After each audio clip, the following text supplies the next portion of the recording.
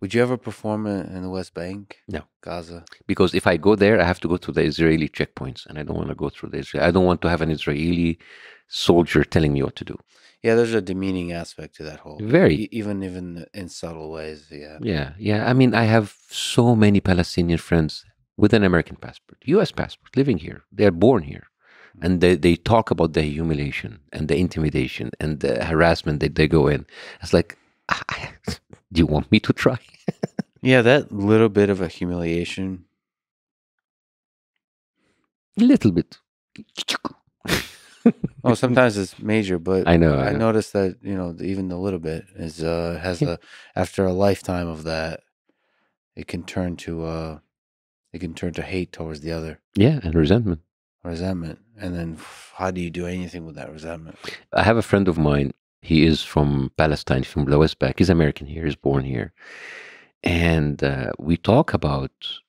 We have, of course, all of this discussion about what happened, and he tells me, in October 11th in the West Bank, and there was a village called Kosra, and on that village, like the settlers went in around the village and they sent a message on Facebook. It's like, you rats, get out of your sewers, and we're gonna be waiting for you. Intimidation through technology. And then they went.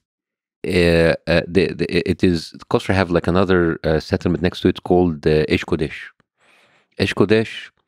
They have people there who were training something called Mishmeret Yisha, which is basically the guardians of Yisha, and it's like a paramilitary group that trains other settlers on military combat, give them weapons and do like military drills. And they went there like militarized and went there, and it was actually co-founded by a Jew from Brooklyn, not even and like an Israeli.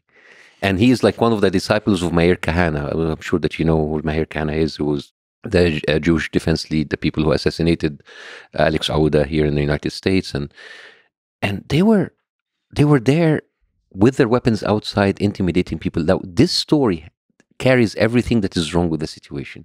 You have people from Brooklyn, from outside, just because they're Jewish, they can come and they can claim the land from the people there. Anybody from Poland, just because he's Jewish, you can come and take the land from other people.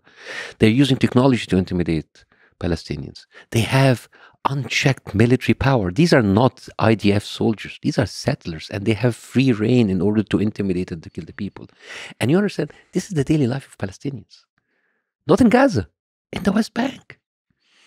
What do you do what do we do? What do people do to nudge this towards peace, towards flourishing?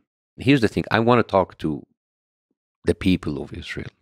What is Israel doing right now is not just unfair to the Palestinians, it's unfair to the Jewish people in Israel.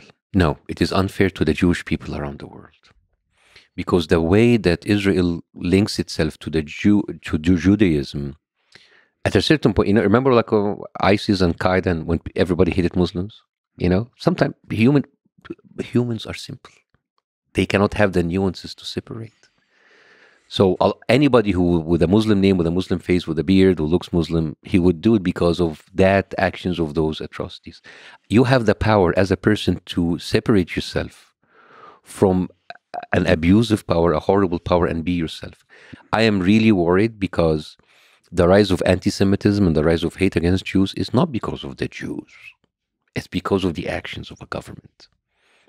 Jews do not have to be on the side of apartheid. Ronnie Kestrels, he is a Jewish South African, and he fought shoulder to shoulder next to Nelson Mandela. He was part of the African National Conference, ANC.